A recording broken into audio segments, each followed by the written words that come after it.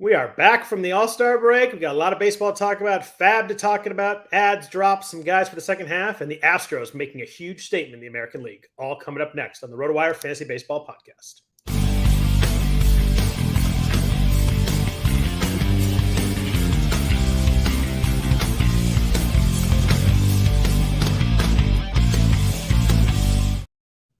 Happy Sunday evening, everybody. Welcome to the RotoWire Fantasy Baseball Podcast. I am Scott Jenstad, joined as always on Sunday nights by Jeff Erickson. If anybody that listens and enjoys us could please rate or review the podcast, we do appreciate that. Helps out a lot. Hope you'll find the podcast all very good things in our world here. Jeff, we're back. A week off. You probably had a nice break from hearing my voice in your head, so it's probably a good thing for you. But we're at the second half. I know it's not technically the second half. I know they played more games in the first half, but All-Star break kind of makes that break. How are you feeling going into the second half here? We got about like 2.5 months left, 2.25 months, something like that. I feel like I've got a fighting chance, and that's all you can ask for. All you can ask for. I've got a lot of leagues where I'm in contention. Strangely enough, the 12-team RotoWire Online Championship is my worst format this year, and it usually isn't. But I am mediocre at best in those leagues. Any like consistent trait that has caused you issues in those, or just kind of random leagues that just didn't work out? It's funny you asked that. So a couple of weeks ago, I kind of underwent like a audit of my teams, and I am consistently better than pitching than I am hitting. It is really weird. Even good teams and bad teams both. I'm getting more pitching points than I am hitting points. The only exception is the draft and hold leagues, where it's a little bit the opposite, and that's somewhat just injury based. And the fact that I can't make pickups.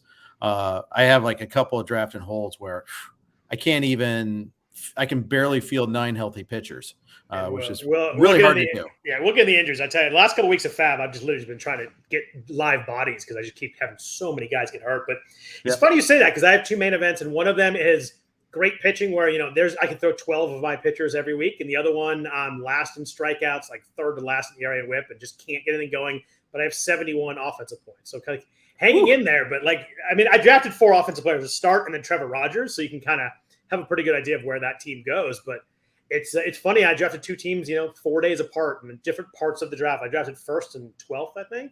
And just amazing how different things work out when you're at different spots. But it's right. It's fun. I'm with you. Got a fighting chance here. It's going to be a fun second half. Hopefully both of us have a stressful September because that means we're carrying and grinding away and sweating away some teams. I saw that one of your main event season made a pretty nice run up the overall standings. I think you're in the top 30 there, which is really nice. Yeah. I may have undersold that a little bit, but that's all right. But it was good. Now I was scrolling today. Good to see you up there. So I'm looking forward to this. Make this podcast a lot of fun if we're both in the mix in September. Yeah, it's going to be so crazy.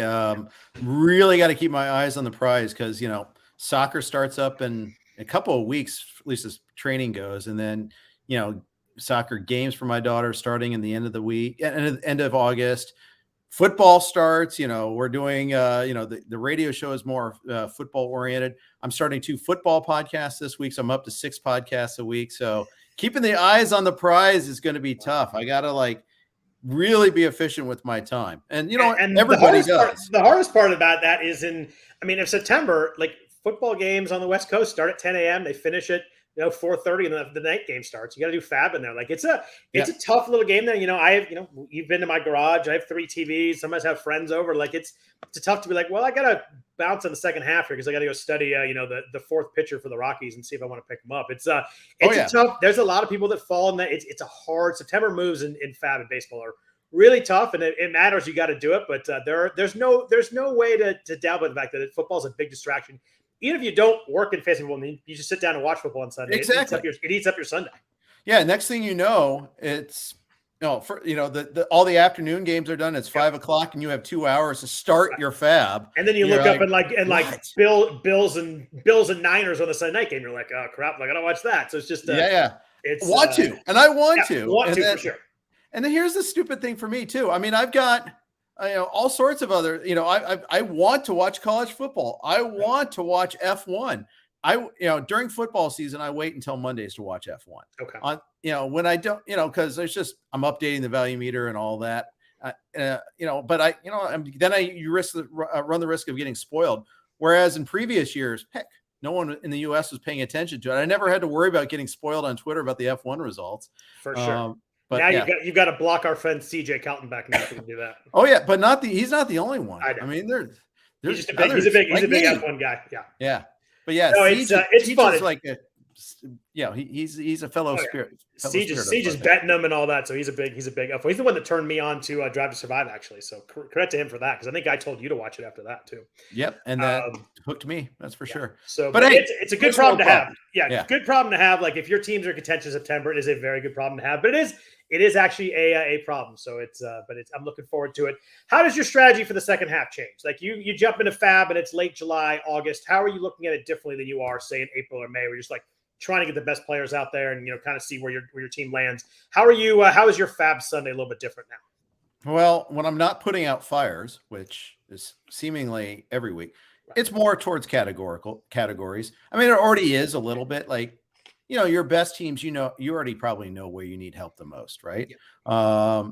But you really dig into the extra points there. I'll say this. One of the good things I've got going for me is what the main event team that's doing really well is I've got a lot of starting pitching points, Ks, wins, good ratios. And that was kind of by design, as we kept on missing out on closer targets in the draft. After we took one closer in the first 10, and that was kind of a kind of closer in Scott Barlow, which has worked out better than we could have hoped. Yeah. But we decided, okay, if we're not going to get our targets that we want, we're not going to overpay on those next guys because they're so volatile. Let's get the starting pitchers that we like, so we don't have to focus too much on two steps. We already have the two steps on our roster. And the only thing I'd change there is I wish I would have had one extra hitter a couple of weeks here and there. But it has kind of worked. Now, some of those guys we've had to part ways with. But the thing is, I don't have to go hurdling over for every shaky two-start starter right now. And I'll tell you, that is liberating. Especially valuable and liberating this season. There have been, usually we talk in the podcast like, oh, well, here's, 4 or 5 pitchers they think they always have some risk at throw on the way, where I'm like, guys that, you can either the matchup works or they have 2 starts or they've been pitching well. I jumped on FAAB this morning and I'm like, I need a couple starting pitchers in this league. I had Max. We didn't talk this week, but I added Max Meyer for a big price. And obviously that didn't work. Luis Patino got sent down. Luis Severino got hurt. And I looked at the list and I had to sit down and all right, I'm going to get up and walk around. I had to come back and really figure it out because it's hard to find names on that list. I ended up on Domingo Hermann, which I actually kind of like. I do like him a little bit as a pitcher, so not horrible, but it's tough to find valuable arms that aren't going to just blow up on you. And especially after April when everybody's pitching well, there's been landmines of starting pitchers all over the place. In the chat here, Toronto Dave says he's all football, but he roots for the Jays, Raps, and Leaves. I don't know who Toronto people root for in football. I assume that's the Bills. The Argonauts, right? No, it's probably the Bills. Did you really have someone just deliver a drink to you? My God, you have good service at your not only that, not just a drink, but it's a milkshake from Handel's, which is kind of near you in Pasadena, if you know that at all. I do. It's Hastings Ranch right there. Yep. So raise your kid right, and she'll eventually bring you a milkshake. What kind of milkshake? Mint chocolate chip. I could have guessed that, actually. Yeah, that's my standard order. Yeah. Beautiful. Cool. Well, let's jump into the baseball. The big news this week was the Astros. I mean, the Astros had a tough schedule coming out of the break, had a doubleheader against the Yankees where it was the first week of the season. They made that up with the lockout cancellation, and then going to Seattle, which sold out a couple games in that series, had won 14 games in a row. Not only the Astros survived, they won all 5 of those games, all close games, but they won all 5 games. They're so good. They're so deep. I mean, Yoran Alvarez didn't play today. Ryan Presley was on paternity leave. They just kind of rolled out. And he came back today, though. That was huge. Thankfully, for those of us that had him and didn't bench him with the news of the paternity leave, because I didn't really have many. By the time I found out, it was too late anyhow. I mean, but yeah, I think the Yankees and Mariners had a tough schedule this week. Yeah, right. You look at it on paper, you're like, oh, Astros, maybe not so much. But the poor Mariners, they won 14 games in a row. They get all excited, then all of a sudden they just got smoked. I mean, they get smoked, but they lost 3 games in a row. And Julio Rodriguez not playing was obviously a big deal in that series. He has the sore wrist. He had the MRI, and it apparently came back as just bruising. Do we know if that happened before the home run derby, during the home run derby, after? I haven't seen a direct causation of when that happened. Not only did we not find out until we definitely didn't find out during the Derby or All-Star game. Right. But we didn't find out until the early game started on Friday. Yep. Some of us may have rostered Julio Rodriguez and DK thinking him against Urquidy was a pretty decent matchup. thought egregiously wrong, and then might have gone to dinner and didn't notice that, the news of him getting scratched, and then found out after the game started and turned an otherwise good lineup into a loser. Of course, if you didn't have a Toronto stack that night, it didn't matter. But yeah, if a team scores 30 runs, you might want to have some of the stacks in there. But it's hopefully it's okay. I mean, obviously, the stat I saw today that I thought was really cool. There are 2 players in baseball right now that have 20 or more stolen bases, and 10 or more home runs. Do you know who they are? 20 stolen bases and 10 or more homers. There's a reason that they're together. Okay, Julio and Bobby Witt. Yep, 2 rookies are the only 2 guys with that. How cool of a stat is that? That's baseball's in a good place right now. It's really it's fun right there. But I thought that was pretty cool. But on the flip side, you mentioned the 28 runs Toronto had. The Red Sox are in the tank, Jeff. They are they had that really hot streak, and they just been brutal right before the break, brutal in this series against Toronto, getting swept. Do you think that Boston has moved from buyers to sellers here in the next? We've got the trade deadline here in about 8 days. We were talking about that. I was talking about that on Twitter.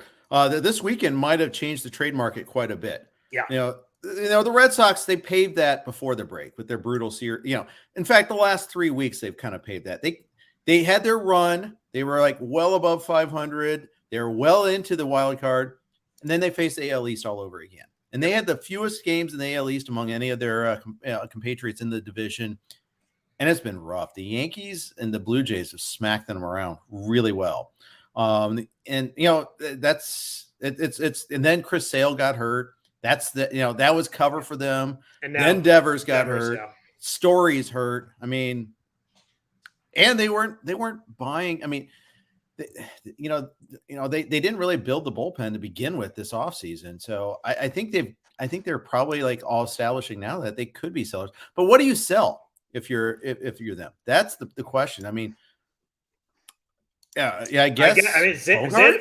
Bogarts is the answer. I think that. But I mean, that's obviously a huge piece in the middle of the lineup. But there's not really anybody else unless JD Martinez. I think is probably an answer too. But like his BABIP is really high to keep his BABIP. He has 9 home runs this year. Like the power has been down.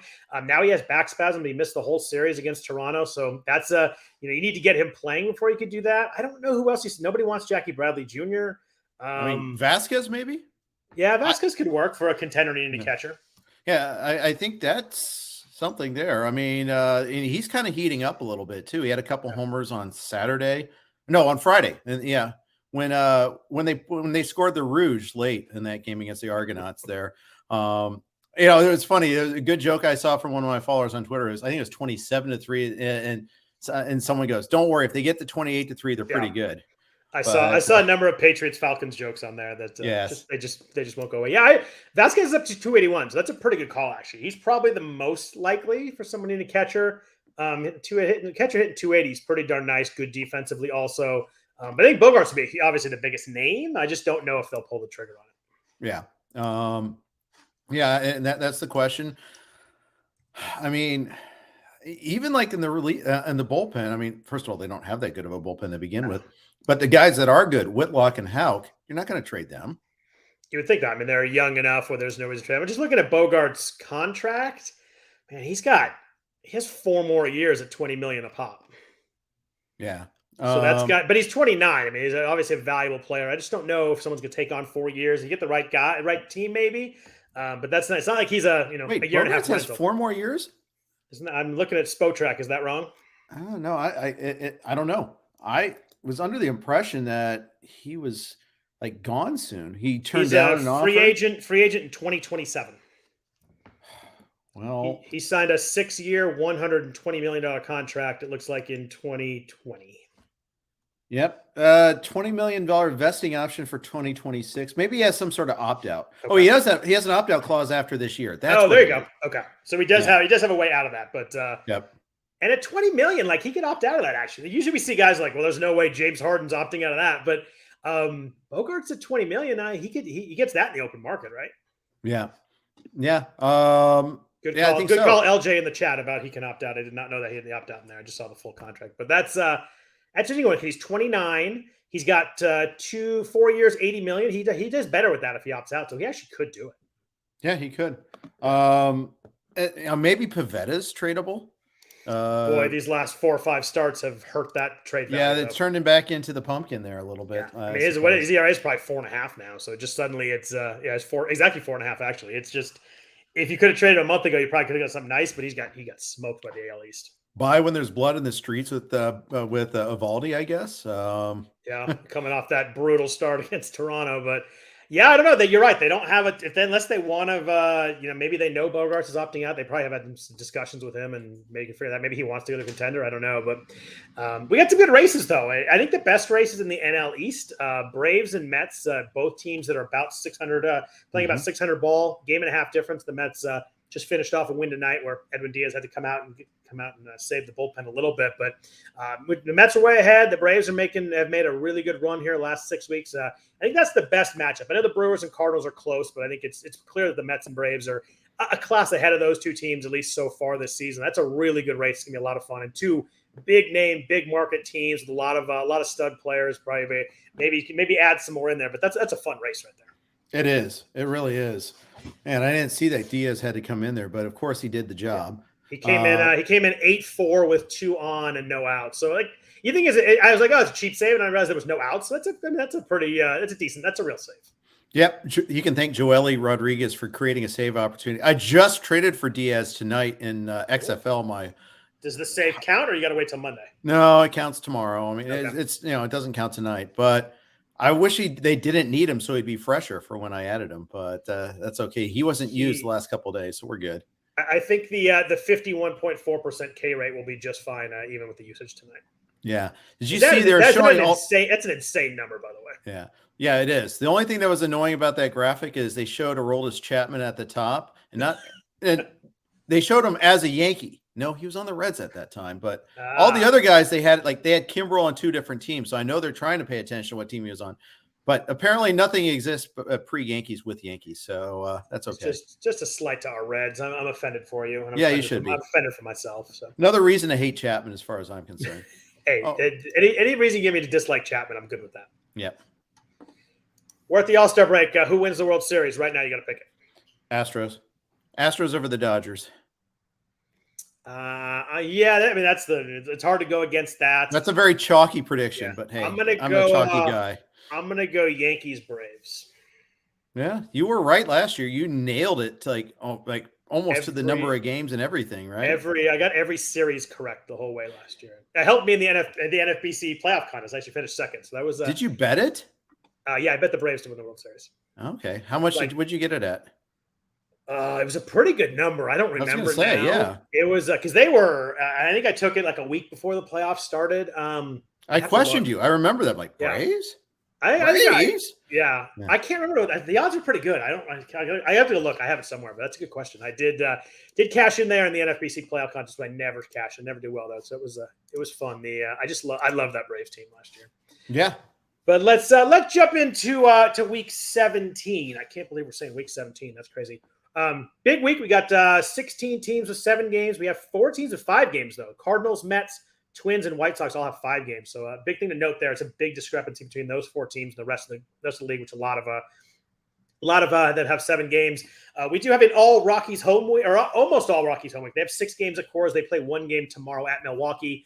And they get the White Sox and Dodgers at Coors. So if you got your Rockies, it's time to stick those guys in.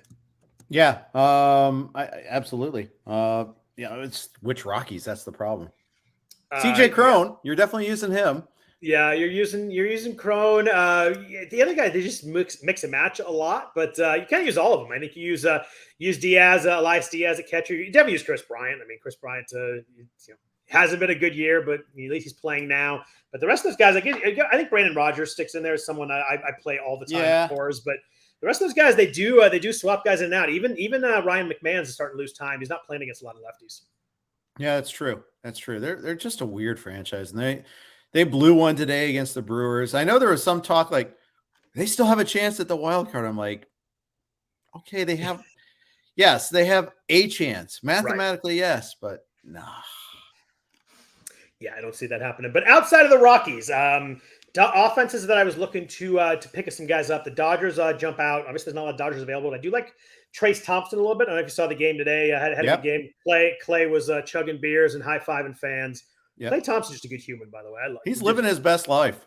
Why wouldn't you, right? Like, it's perfect. Exactly. Sitting in the front row, rooting for his brother. It's pretty awesome. That double he got off the right, Clay was going nuts. It was fun. But they have 3 against the Nationals, the lowly Nationals, who actually might be behind the A's now. The A's won a couple games, and then 4 at Colorado. If you have any Dodgers, you're playing this week. You are anyway, but you can pick up any fringe Dodger. I think Trace Thompson's a name right now that in a deeper league, I'm grabbing where I can. Yeah. Gavin Lux had a game today, and playing time's locked in for him right now, especially especially now that everybody's hurt. Like Taylor's hurt, Justin Turner's hurt. There's no doubt Lux is an everyday player. This is a good setup for him this week. That's for sure. Been a weird year though. Like, he's hitting 290, but he has 4 home runs and 24 RBIs. Like, he's really hurt. Hitting 9th is some of that, but he's really hurt. A couple. But categories. He hit 5th today. Yeah, that does happen. If he's move up there, then the RBIs will come because the top 3 guys in that lineup are just absurdly good. Yeah, sorry to interrupt you, but yeah. No, that's good. I didn't notice he hit 5th today, but it's just been a weird year. Like, I think we remember those when he was in the minors. Like, we remember these long home runs he was hitting, and they showed him, and here comes Gavin Lux, and 4 home runs and 3 out of 4 plate appearances is not what I would have predicted. But he's hitting 292 with 47 runs scored. Where Gavin Lux got drafted, he's certainly been a good value. Yeah, he has. Like you said though, yes, kind of, but he's not. There's more sizzle with that steak. We need the counting stats. We need the category stats. You could almost deal with the 4 home runs if it didn't come with 24 RBIs. I mean, that's really low. Yeah, you need 15 stolen bases if you're going to get that sort of power production. Exactly. You give me the average and the runs and the stolen bases, we can find too. But he's only really getting you there in 2 categories right now. But obviously, in a good lineup, if he moves up a little bit, that could change. Our Reds, I almost said your Reds, good schedule this week. They have 4 against Miami, 3 against Baltimore, all at home. Are there any sneaky Reds you like this week as a pickup that maybe people could grab in their daily leagues or leagues that have waiver wires that haven't run yet? I was going to look and see if the handedness there on the pitchers against them, because all right, so 1, 2, just 2 lefties. I was going to say Donovan Solano maybe, but no, they're only facing 2 lefties, and I don't know how much he's going to play. only play versus lefties mostly. I looked at him today too. Yeah, I mean he plays a little bit more than that, but it's also not quite every day.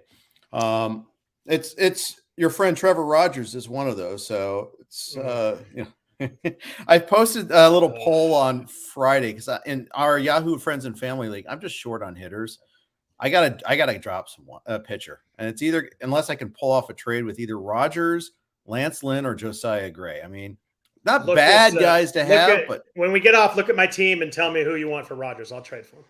Okay. Yeah, I'm not sure. I was at the 2nd place in that league, and I fell back to 5th. I don't even know what happened. I think it was Pivetta, Evaldi. I had both of them, and I think I think it was just too much for the Yahoo servers to function with. So they just threw me down there somewhere. It was rough. Well, I've kept Lynn on the bench in his last couple of starts, and I carried him all year. I mean, I never stash injured players in the draft, and we drafted. I already knew he was hurt, and it was just a stupid pick. I mean, and he has not been good, but I feel like he's going to get it at some point if he was kind of pitching his way into health, but man, it's getting tough to hold on to. And I've had so many hitter injuries. I'm like 20 starts down on my utility spot in my outfield, one of the outfield spots.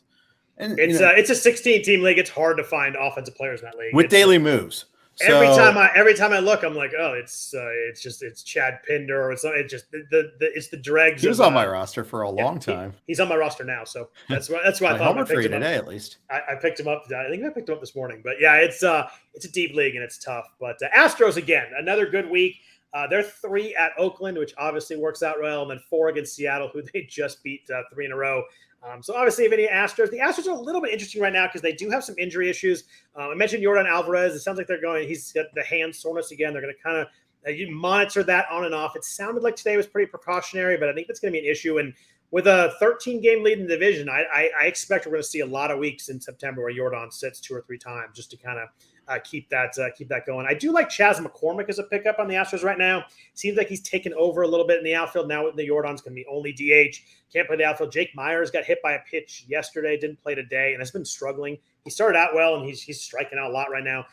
McCormick is a guy that you and I liked early in the offseason. Is a guy that maybe could get some playing time there and be okay and hit the ball pretty hard. I think the time to pick him up is now. Yeah, and Brantley is strange, gone from day to day to out a month with his shoulder injuries. Might take batting practice this week. He's going to need a rehab assignment. So you're talking at least 2 more weeks with Brantley too. So, and that's something that actually hurts the Astros if Jordan can't play the field, because Brantley can't play every day in the field.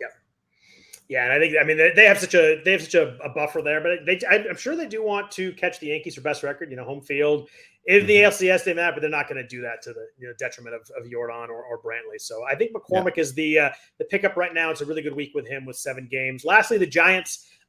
Rough weekend. The first time they've been swept by the Dodgers in 4 games in a long time. They're clearly in a different class of teams right now. Those two were so close last year down to the last pitch, and now are just so separate right now. Yeah, they're 3 against Arizona, 4 home against Chicago. So a really good week. If you pick up Giants, they face. I looked it up. I think they say it's 3 lefties and 4 righties. So it makes it a little bit hard because Slater and Ruff play against the lefties, and then Wade and whoever else, Yastrzemski or whoever it is that plays against the righties. So it's a little bit tough with how much they platoon. Yeah, and Yaz has been in and out of the lineup too a little bit. I was watching the Thursday night game, which was the best of the 4 games. It was really a lot of back game. and forth in that one there. Was that the Bellinger? Was that the Bellinger Grand Slam game? No, that was Friday. Okay. That was Friday. Thursday was the Mookie show. That was an awesome catch. And it was on ESPN. And I love those guys. Ravitch and Eduardo Perez are so good. Yeah. Really good together. And they like baseball. They're not complaining about the way baseball is played today, every other inning and things like that. You like David Cone in there too, or no? I love David Cone. Yeah, I do too. I think he's fantastic. He was out, I think, because he had surgery right over the All-Star break. If I'm not mistaken. He was back in tonight for the That's Mets, right. The Mets. That's right. Mets, whoever they played game. Yeah, the Mets and the Padres. Padres, that's right. I was Pirates. I knew the Pirates were on Sunday Night Baseball. Right, but I like them. But that was fun. But that game was fun. They illustrated though the Giants are just a different team this year. But the thing I liked about that Thursday broadcast is Ravitch mentioned the plexiglass principle. A team that has this sudden jump in the standings is more likely going to recede the next year, especially when it's not this like progressive path of these young superstars, which is certainly not there. And they felt like, they had every single thing go right last year. They won every close game. And granted, you earn that and you win those close games. I get that. But like they maxed out the max of their max last year. Like that was the season went perfectly for them. And they were really good. But it was clear. It's clear right now that they're in a weird place because they have a lot of older players and a lot of good young players. The fans are actually starting to not show up there, which has not happened since they built the new park. Fans are really disgruntled. They talk about, being one of the prime franchise against free agent guys. They haven't really signed any big hitters lately. I know they signed Rodon this year, and everybody wants a big hitter. They're talking about Soto and they're talking about Judge and all these guys, but it's just it's first time in a while the fans seem a little disgruntled there after the 3 World Series. So I don't feel and I get it. They are a big market. Yeah, they are one of the biggest markets, and they have a gem of a ballpark. Prince money.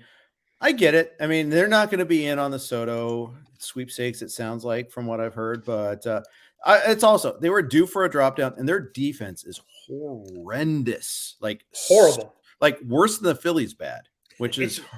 It seems like every night in a key spot, they make a really bad defensive play that costs them the game. It's like, I know it's not every night, but it sure seems though. It seems like every time I flip it on, the Giants are doing something dumb on defense. It just kills them. Yeah, absolutely. It really does. We saw the same thing out of the Red Sox this weekend too. Some really ridiculous defensive plays. Today, especially, was really bad.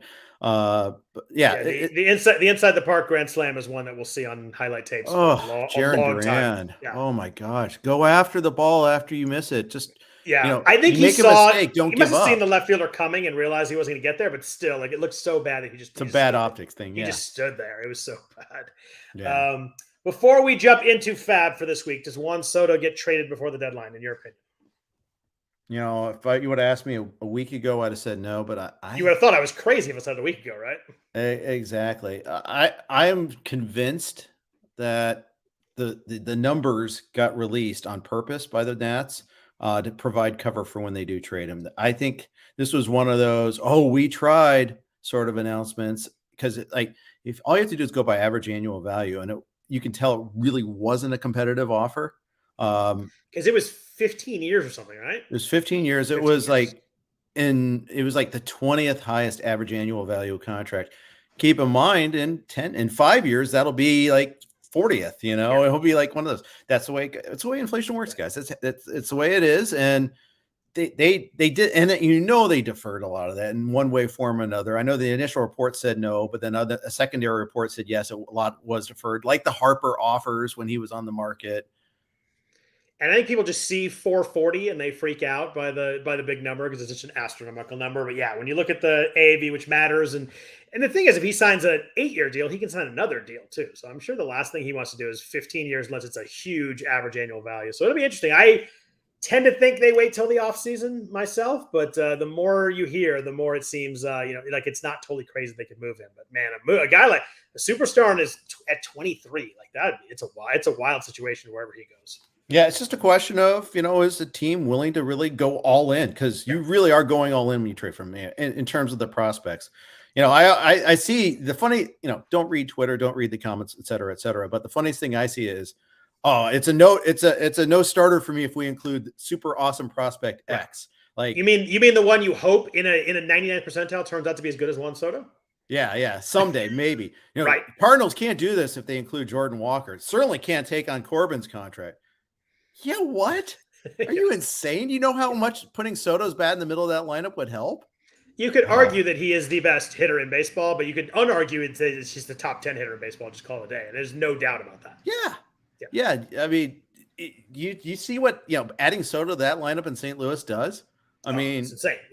Yeah, it's crazy. Yeah. Speaking of St. Louis, need to mention Goldie and Arenado, not vaccinated, not making the trip to Toronto. At least it's only 2 games. At least we found out on Sunday before FAAB, for that matter. I mean, so you even know what positions to bid on if you have those guys. I mean, at least the Cardinals were good enough to let us know. Yeah, and it was a 2-game week, but those 2 guys are going to use anyway. But yeah, it's a good point. You want to make sure you have a replacement for those guys. I think it was them and Austin Romine. So it's those 2 guys. It's not not the 10 guys the Royals that had not go there. Oh my gosh, with no notice, by the way. Yeah, notice. Yeah, it was wild. So let's jump into FAAB. But first, a note from our sponsors at the Blue Wire Network. Thank you for indulging us there. Thank you to Blue Wire for that. Let's start with starting pitchers, Jeff. We mentioned earlier it was tough. Who are you looking at? I'm going to let you start. Were you and Tim on your main event teams, or you in any other leagues? Was there anybody in starting pitching you really were attacking this week that you thought was a good ad? I know you said you guys didn't really need starters, but is there anybody that you really like this week? It's kind of either a sneaky pickup or a 2-start pickup that you think people should grab right now? There was no one I was aggressively going for. In yogurt, I got Mitch Keller. So that was actually a pretty good pickup, I thought. Got him for 13. Run our bid was 1. But in the 2 mains, in the 12s, it's obviously a different universe. But in the 2 mains, I don't think I even if I bid more than $1 on a starting pitcher, is more on other spots. Marco Gonzalez was available in one of my 2, and he has 1 start this week and 2 next week, but the second start's bad, if I recall correctly. And he's Marco Gonzalez, so you just never know. Right. And the other one, we didn't even bid on any pitchers at all.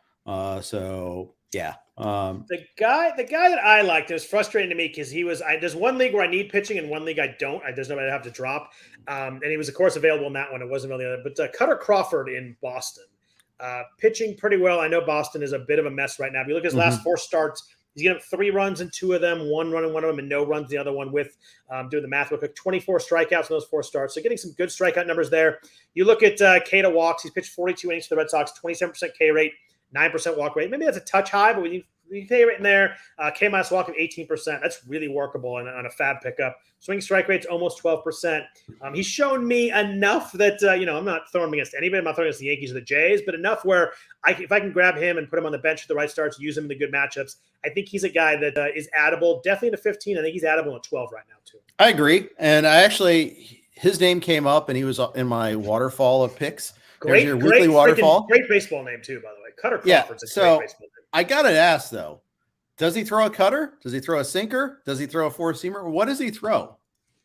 I need to know this, like right now. I'm gonna look it up for you while you're talking. I was trying to look on Savant while we were talking, but it's loading slow for me. So he throws a changeup, curveball, slider, cutter, and 4-seamer.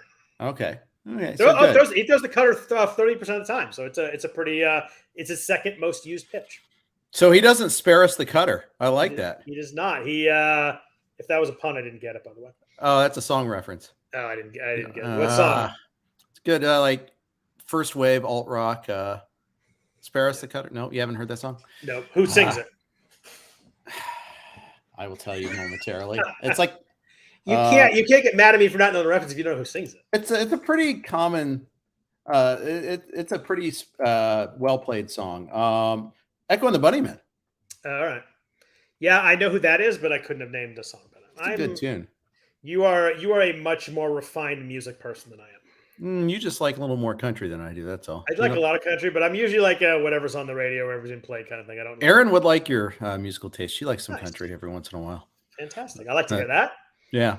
But yeah, so yes, Cutter Crawford I was interested in. Spencer Watkins I was a little bit interested in. 2 starts this week against the Rays, which is pretty decent start these days. They strike out a decent amount. And then the Reds, which this weekend was not a good start. Wainwright and Michaelis both got bad ballpark, obviously. Yeah. Both Wainwright and Michaelis got knocked around. And I think Reds on the road, but it's in Cincy, not in Baltimore. So if you're stashing a pitcher right now, you need somebody. The guy that I keep looking at, and I had a bit on him, it was in my waterfall, as you call it, hashtag Jamie Anderson, is Kyle Muller in Atlanta. The situation with Muller has been that there's been no spot for him. The Braves have had their 5 pitchers. He has been absolutely electric in AAA. He's 94 innings, 31.5% K rate, 7% walk rate. ERA of 2.96 has been even better recently. His run of last 8 starts have been electric. 14% swing strike rate there. And the key with this whole thing is that Ian Anderson got smoked again today. And he's so bad. Smoked by the Angels without Mike Trout. That's a bad lineup right now. The crazy thing is he got Ohtani out twice in the first inning and still gave up 5 runs, which is pretty hard to do. But he kind of had settled in a little bit last 3 starts. But you look at this, he's now at a 4.79 ERA, 1.5 WHIP. Strikeout rate's under 20%. This is someone that is not helping the Braves right now, and they are right in the mix. They're a game and a half behind the Mets. I think that we're not far away from them going either Anderson to the bullpen and Muller up, or Anderson at AAA. I don't know his option situation, and Muller. I don't know if it's Muller or Mueller, but either way to the rotation. I think we're really close to him getting a shot. Yeah, Anderson was in streaming territory. He was cut in friends and family. I picked him up for 1 start and then cut him right back after that. It was just, You watched him. He's just like, he hasn't missed a start. And I don't even think he qualifies innings-wise for the ratio categories and things like that. 18 starts, 92 innings is not a good combo.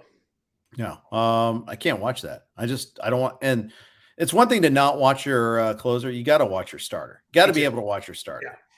And it's bad, and I like that they're contending team. So I think I think he's a good pickup in any kind of deep league right now. And if you have a spot you can stash, I do really like him right there. Some other pitchers, Jakodarizi is about 55% owned in the NFBC 12-teamers. He's available. They have 6 starters, and Lance McCullers may be coming back. They might have 7 starters. It's crazy how they're riches. But do you like Odorizzi at all this week? At Oakland and then home against Seattle. I'm looking forward to the free Christian Javier campaign coming up here in September.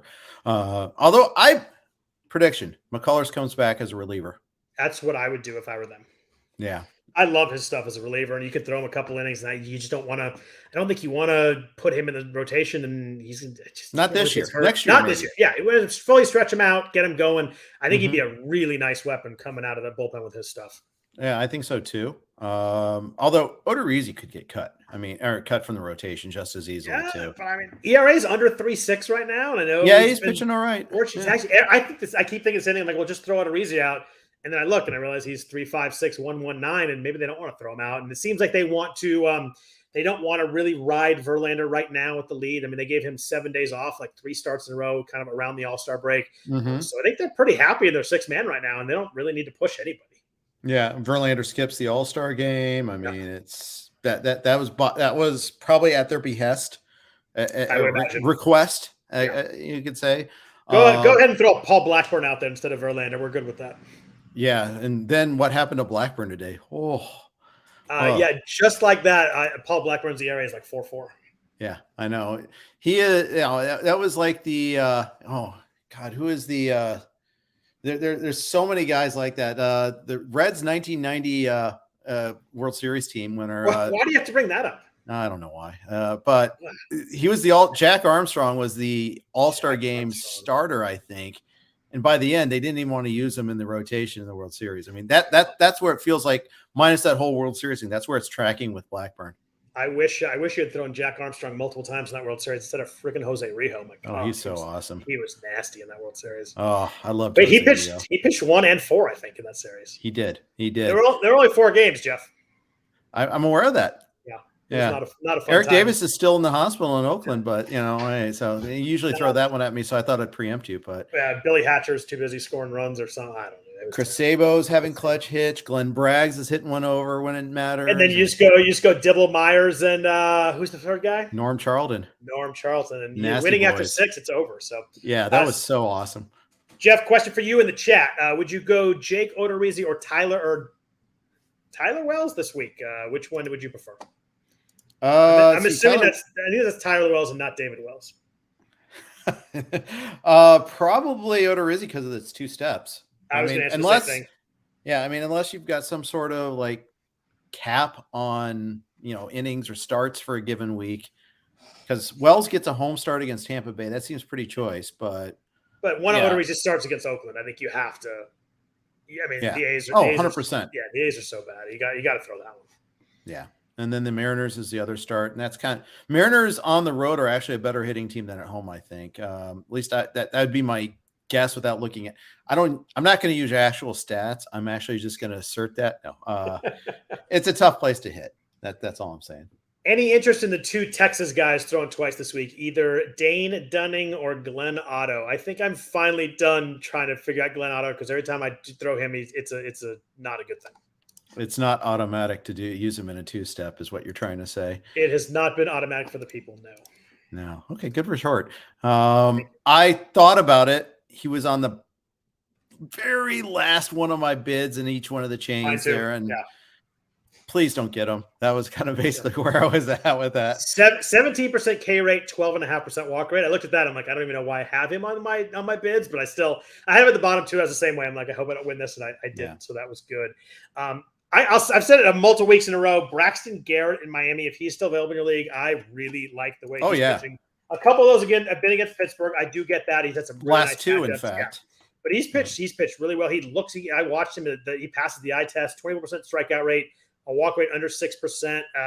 He is somehow still. He was 66% owned in the NFBC roster. In the NFB 12 teamers coming this week, so he's still available in a third of leagues. I imagine he got scooped up in a lot of those after this last period against Pittsburgh. But he's someone that I think you could throw a bunch. Next 3 starts are at Cincinnati versus Cincinnati and at Chicago, if our grid's correct. There might be some shifting around with that because I count one.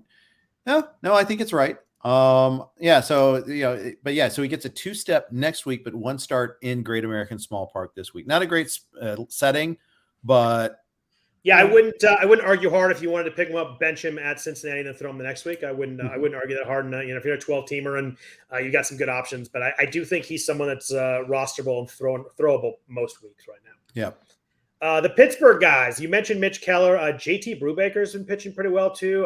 Both under 40% rostered in the NFBC 12-teamers. Obviously, they're rostered in all the 15-teamers, but those are a couple guys too that I think you could throw and won't hurt you. And Brubaker's actually been really good lately. Yeah, and don't be fooled by like the overall numbers. Like Mitch Keller's got a 4.55 ERA. He actually gave up just 1 unearned run, and actually that was in his previous start. But it's where they started is what you have to pay attention to. They've been a lot better lately. I mean, Keller was pretty awful early in the season, despite all the hype in the off season. There's that video of him throwing harder and all that, but he was really starting to put it together. Like from May 1st on. In fact, I will tell you from May 1st on, not including today because I don't have that in his player page, but his numbers have been pretty darn solid. He's at a 4.04 ERA in 71 innings since then, 61 Ks in 71 innings. So not great, but better. And that's in a deeper league. That's someone that you can definitely throw as your 8th or 9th pitcher and feel pretty good with it too. And the nice thing with Brubaker is he, every once in a while he has hiccups, but he strikes guys out. He has 6 or more strikeouts in his last 4 starts. And as hard as it is to find starting pitchers, it's really hard to find strikeouts because everybody loves strikeouts, and that's what people are looking for. And those 2 guys do help you out and a little bit hidden in Pittsburgh. Hence the under 40% rostered in those tournaments there. Jeff, what about relievers? I think the bigger reliever discussion will be next week or maybe the week after, depending if any of you guys get traded this week. Right. The trade deadline is next Tuesday, so we still have another week of FAAB before the trades actually happen. Are you at the point where you're doing any trade deadline closer speculation yet? Are you? I know you mentioned you have Barlow and Clay Holmes in one league.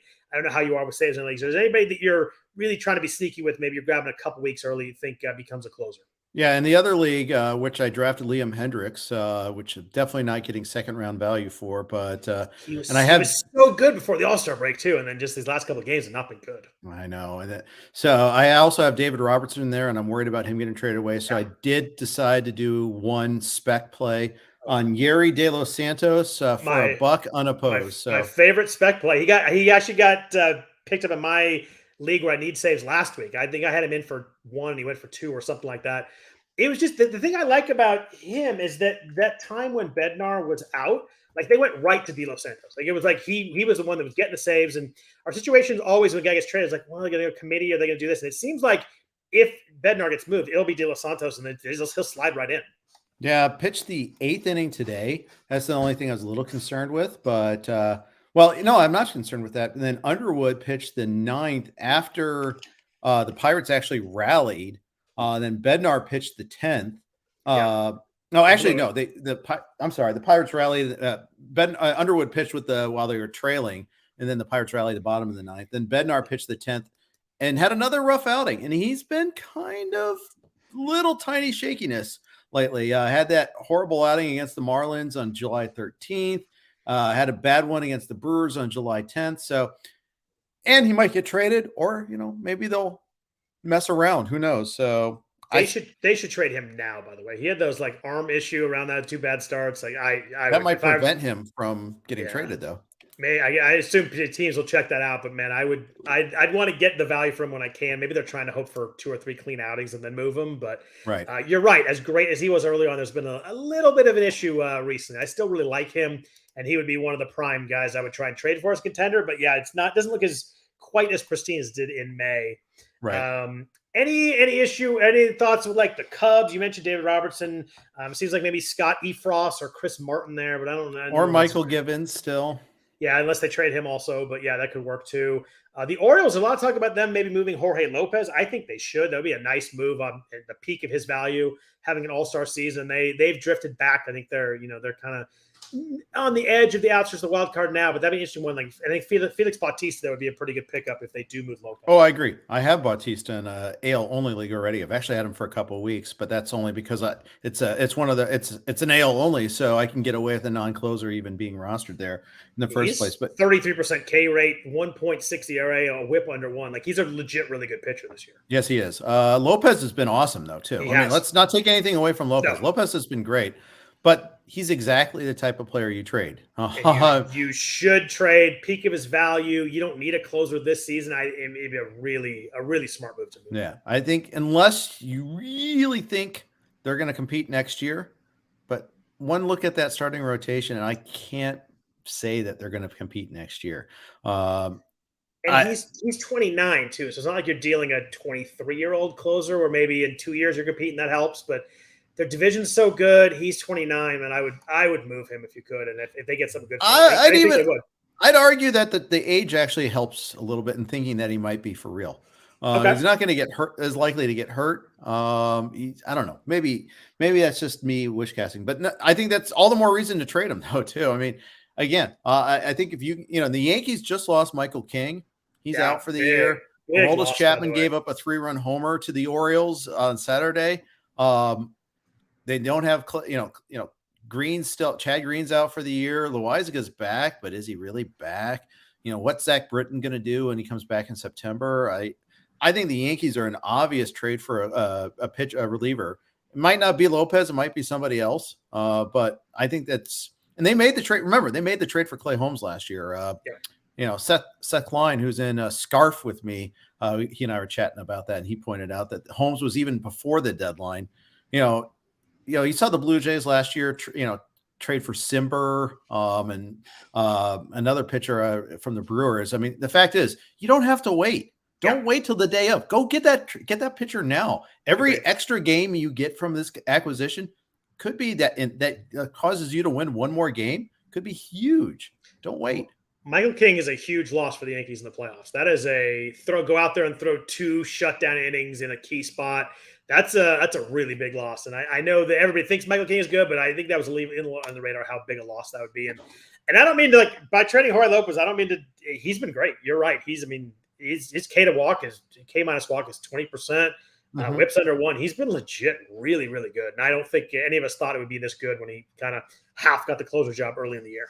Yeah, agreed. The other team I'm kind of interested to see what they do is the Phillies. I think they're probably trading 4, but it was kind of funny when I did the Veasan hit. The host asked me about maybe Alvarado might be a prime target for teams, a lefty that throws gas like that.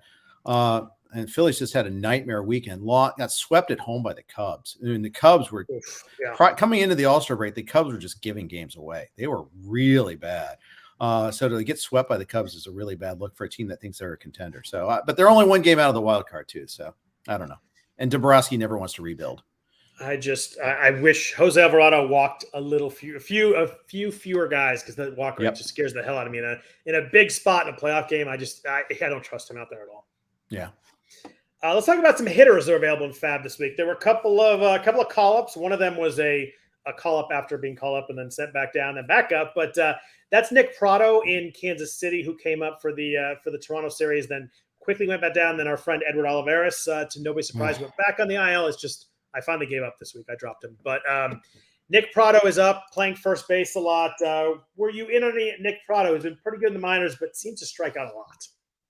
Wasn't having a great year at AAA. 103 strikeouts and 337 plate appearances. When you're striking out that much at AAA, that's like the Joey Gallo starter kit right there. I mean, you're likely going to have a bad batting average. Is usually the conclusion. Then he was hitting 240. Now he does walk a ton. That helps. Yep. He does hit for power. He hit for insane power last year at AAA and at AA actually. In fact, he was the better known of the 2 Kansas City first baseman prospects going into this season, I thought. Yep. Prado over Pasquantino. Pasquantino is a more refined hitter. They're going to find room for both of them right now. I was in on him, but I wasn't going very aggressively. So yeah, I think he's definitely worth looking at. I just don't know what happens when Olivares comes back, when other guys come back. We'll see. And Kansas City is kind of in a weird spot right now. I mean, they're definitely rebuilding on all that, but they're kind of also trying to figure out all this playing time. Olivares is hurt now. Prado, is he going to be good enough to stick? What happens with Bobby Witt? He got hurt today. That's one to really watch. We picked up Nikki Lopez for $1 in one of the 2 mains, just in case Witt's out for this first 3 games and I need some stolen base potential. So, but we'll see about that. Yeah, I looked at Prado for a while, and you see the 36 home runs and 12 stolen bases last year across AA and AAA, but I could not get past the strikeouts you mentioned. It wasn't like this year 30% was a fluky K rate. I mean, it was 29% last year's 35% in A in 2019. He's going to strike out a ton. I just don't think there's any way around that, especially when some major league pitchers really get the book on him. I'm worried that he hits 210. Yeah, or 180 even, or something like that. Yeah, you could. That's definitely in the range of outcomes for him, without a doubt. So the guy I got was actually a veteran that was dropped, and that's Abisal Garcia, which I think you might have seen the thread. Matty I bid on him in the main event last week. So yes, I was down that road too, just a week earlier.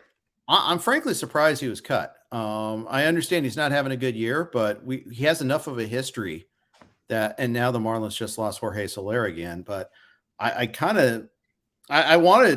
think he's got power speed potential even still to this day. And we won that one 17-14 over Matty Davis, at Matty Wood on Twitter, and who is beating me. I won the bidding, but he's winning the war right now. He and the 3 of them that are on top of me in the Vegas main are Posmo, I think, is in first today, Matty, of course, and Batflip, and Toby. Oh, so it's a good nice league. Nice league you got there. And we got Rudy Gamble in that league too. So it's a tight league. Yeah, I got together with Greg before the season and made sure you had a tough league.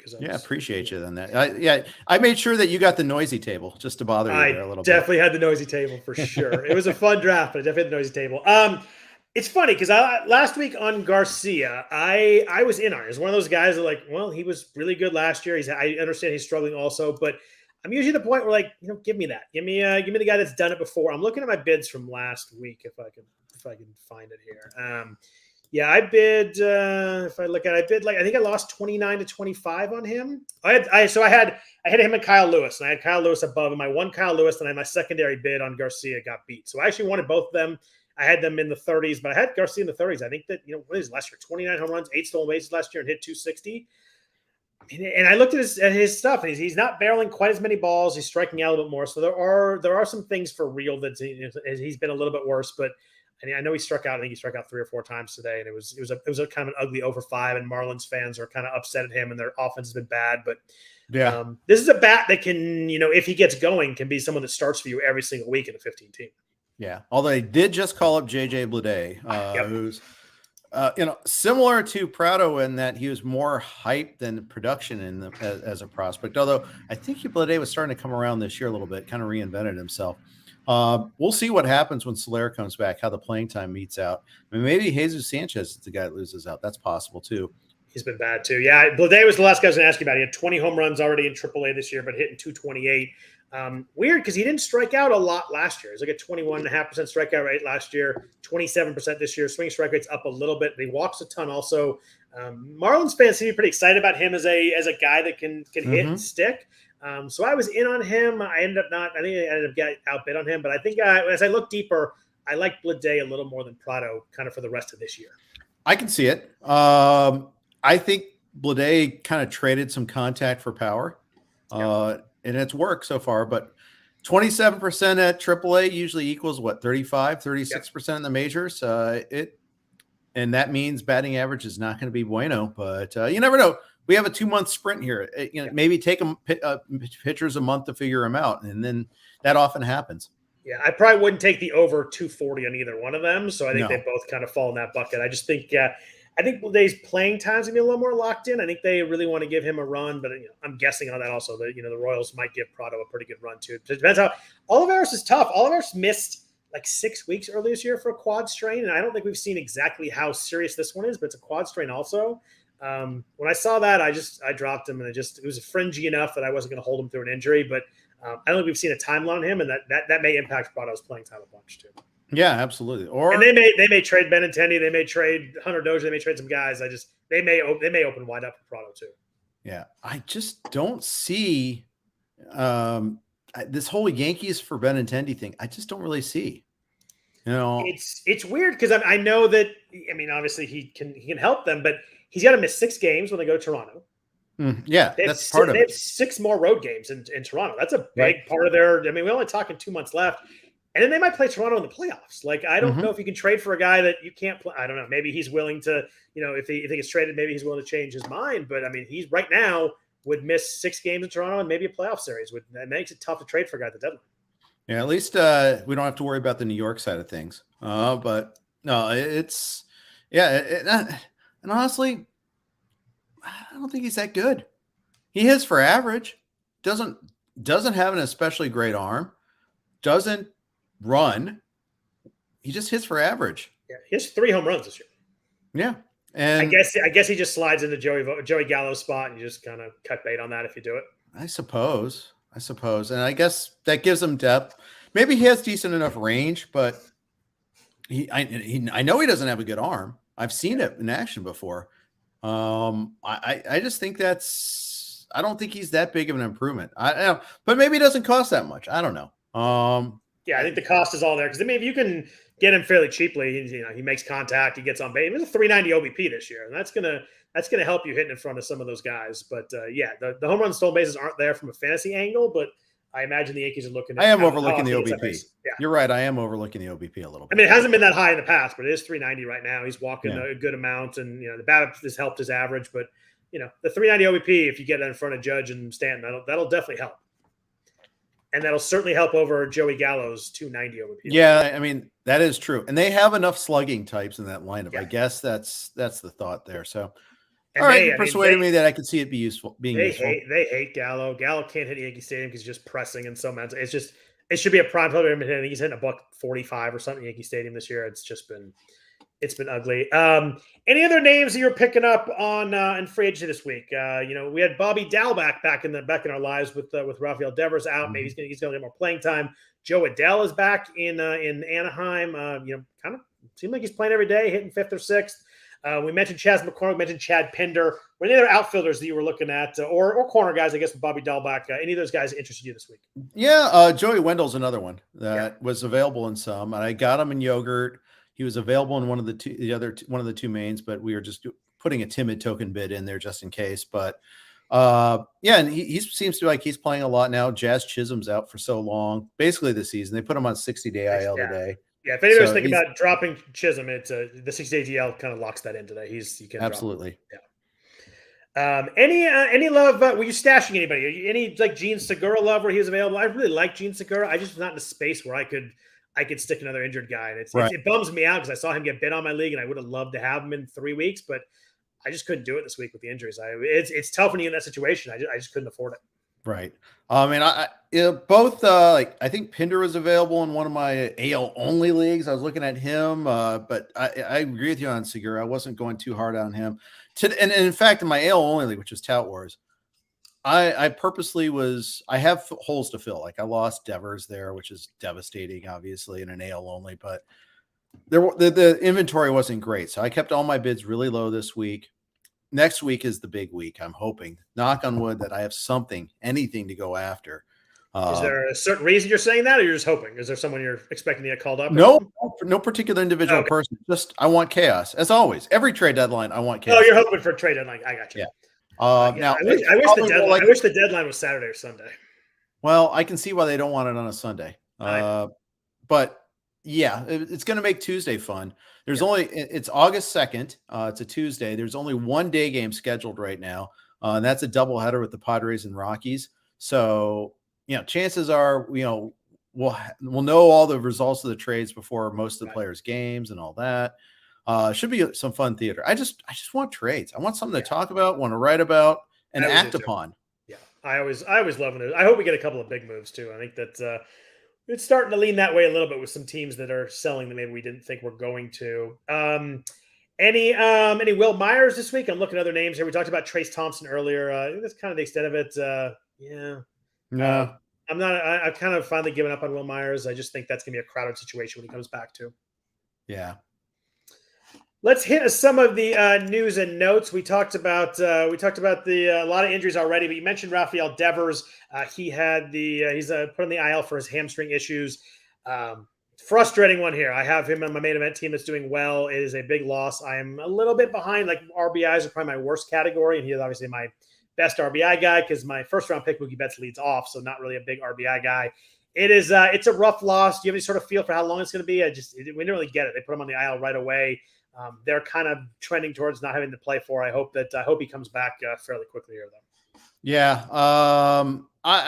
That's a bad one. That's a really bad one there. And I don't know what to do about him. I think it's just wait it out with him, right? I think you have to, unless we get some kind of news of a setback or something like that. I mean, it's, conceivably it could be 10 days. I don't know. Usually with a hamstring, it's not.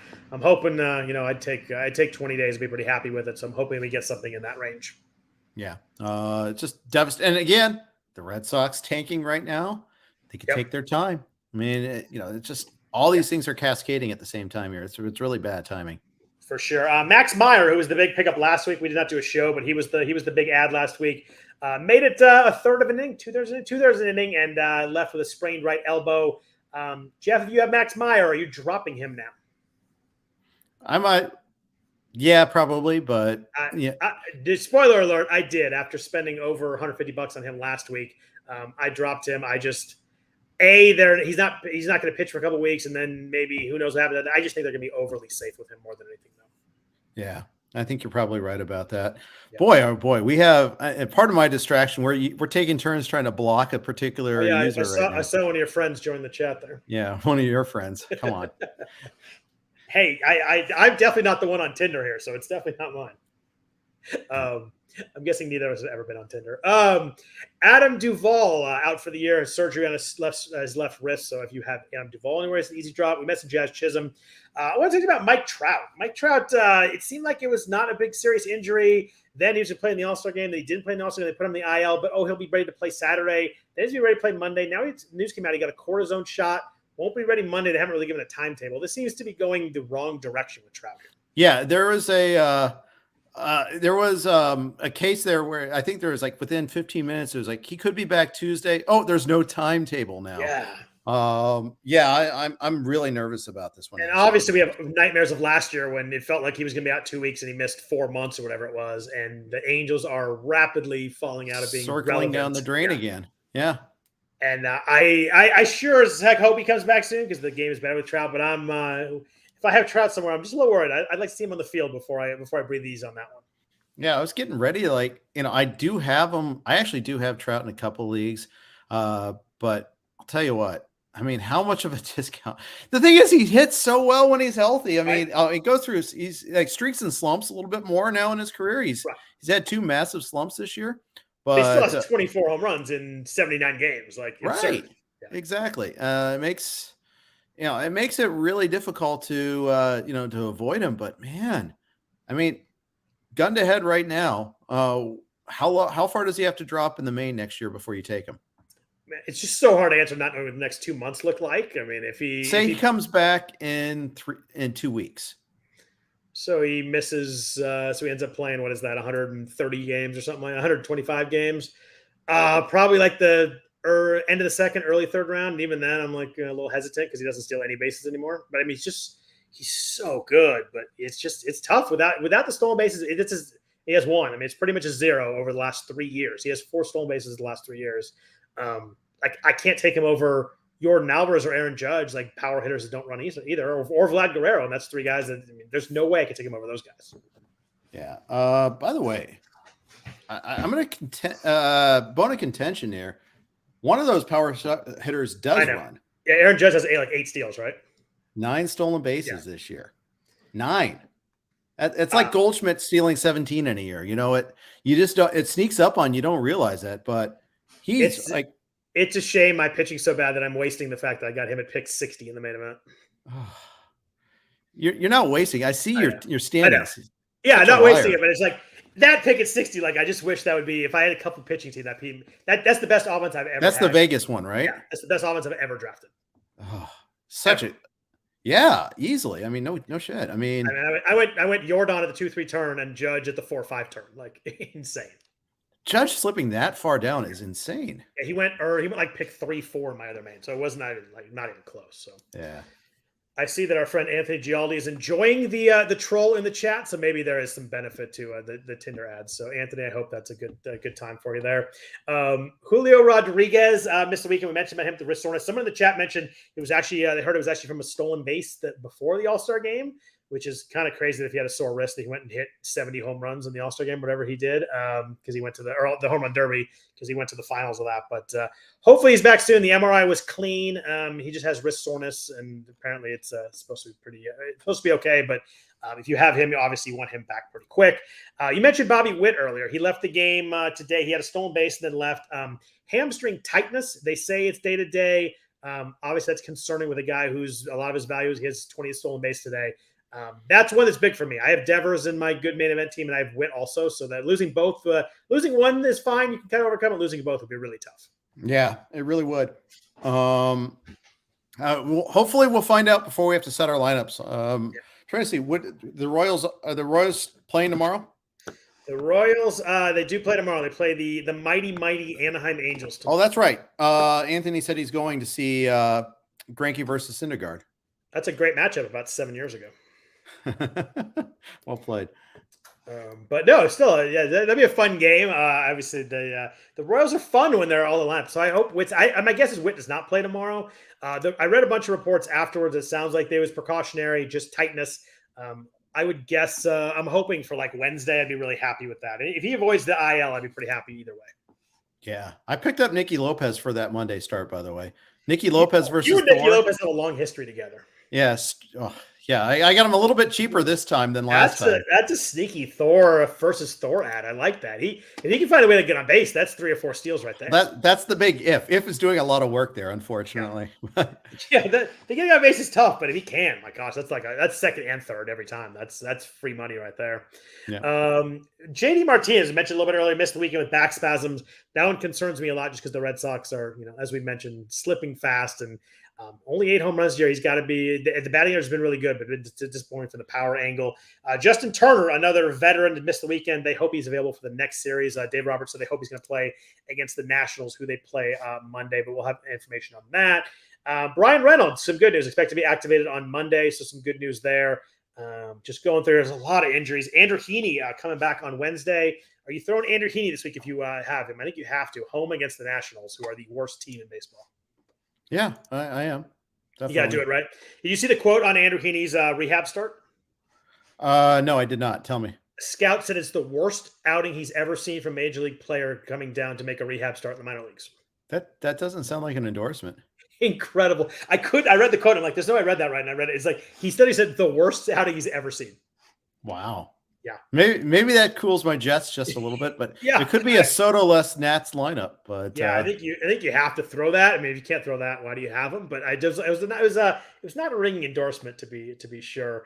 Some other guys that are coming back. Some good news here. Mitch Haniger played in rehab over the weekend. He homered today. He played Friday, Saturday, and Sunday. Sounds going to be a multi-week rehab assignment, but it sounds like we're close to getting Haniger. I think maybe we get him middle of next week, we might guess, so like August, the first week of August. Yeah. That's good news, especially with Jesse Winker spraining his ankle today. Weird play on that one too. I did not see that one. So he had a weak ground ball to a first base side, the right side of the infield. I think the second baseman actually made the play and was running and in his follow through and Winker's follow through, they kind of collided, and that's when he twisted the ankle, sprained it. So haven't heard an update on that. I think Anthony was asking about that. I don't know. I don't have an update on that, but Winker is starting to hit a little bit better too. So yeah, bad timing there.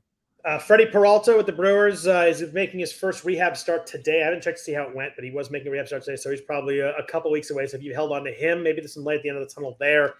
Before we get out of here, Jeff, 2 names. The first was brought up in the chat. Rogers Green asked, can I drop Nick Castellanos? This has been a weird year for Castellanos. You look at, and he's always a guy that, even when he struggled and had some years in Detroit where he didn't hit a ton of power, he always hit the ball hard.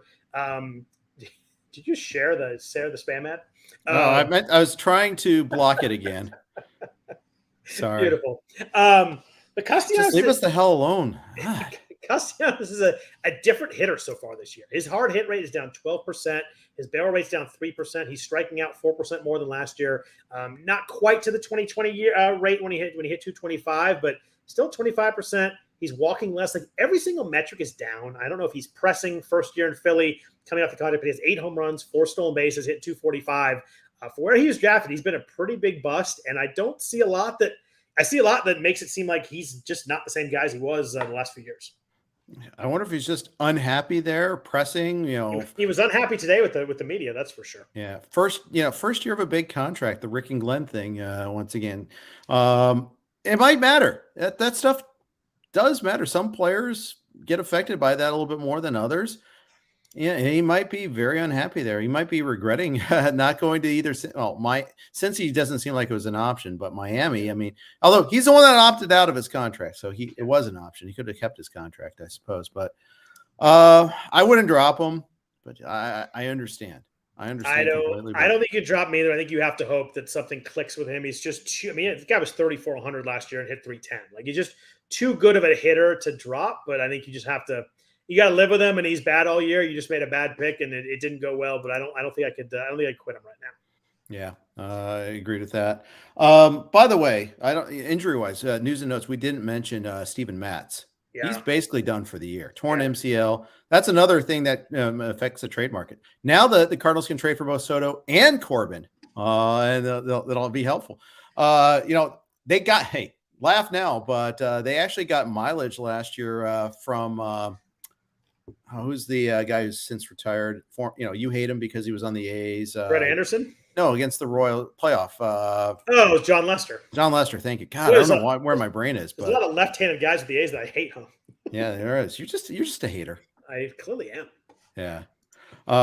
Chris asked, dropping in Anderson, good or idea or bad? Good idea. Go ahead and drop him. In a 12 or less, easily decision of 15, it's a decision, but I don't think he's in the rotation in 2 weeks, so that answers your question there. Yep. Last guy I want to ask you about, Nelson Cruz, a favorite of ours, a favorite of mine, someone who's been great for us for a lot of years. Has he finally hit the cliff, Jeff? It's been really rough, especially the last month. He's hit 237 with 8 home runs, really struggling lately. What do you do if you are someone who's rostered Nelson Cruz? He hit 173 so far in July.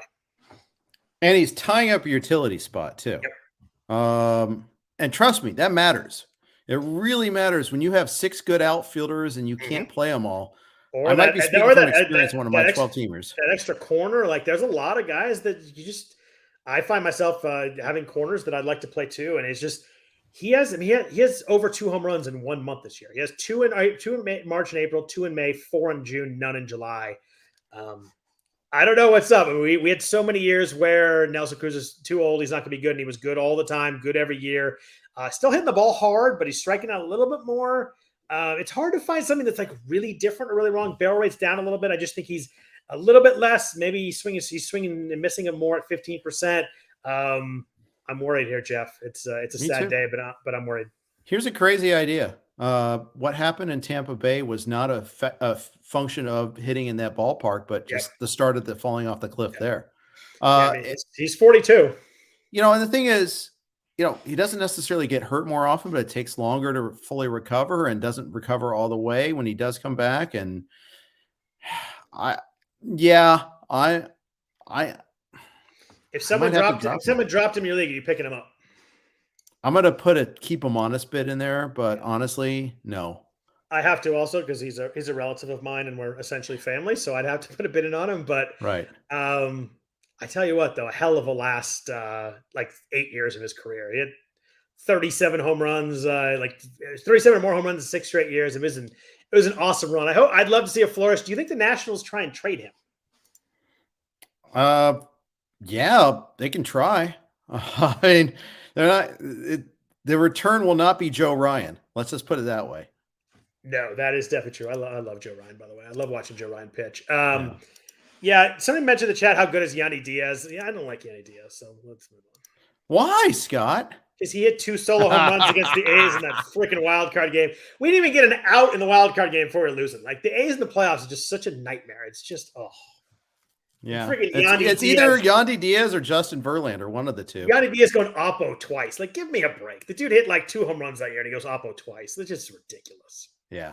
I mean, Yandy Diaz is good. He hits the ball hard, but like he has 3 home runs and 1 steal. Like in a fantasy league, that's not helping you. Yeah, I know. I'm aware of that. I mean, that's 2 categories where he's just like a dead zero right now. Yeah, he's got 29 RBIs. Like I don't know what you're doing there. You're like it's not great. He's good for the Rays, and like every other Ray, he's better for their purposes than ours. 1,000%. And they don't care. And his OBP is 410. Like, don't get me wrong, you play an OBP league, super valuable in real baseball. 41 runs. Yeah. It's hard to play a guy who has 3 home runs, 20 RBIs, and 1 steal, and play him regularly at a corner infield spot. Yeah, 4 after today, by the way. He did. My apologies to Yandy and all the Yandy fans out there. And Anthony, basically, yeah. It was probably a horse crap opposite field BS home run too. I believe the phrase was absolute missile home run to center field. Kind of like that first one against the A's, but it's just bad. Sean Manaea is out there. I'm like, here we go. It just started all over again. I have nightmares about wild card games. Luckily, I don't think the A's are going to make it this year, Jeff. I don't think either our A's or our Reds are going to be there for a while now. Going to go out on a thin limb here. The Reds are a lot closer than the A's. No, they are not. No, they can't. They can't not be.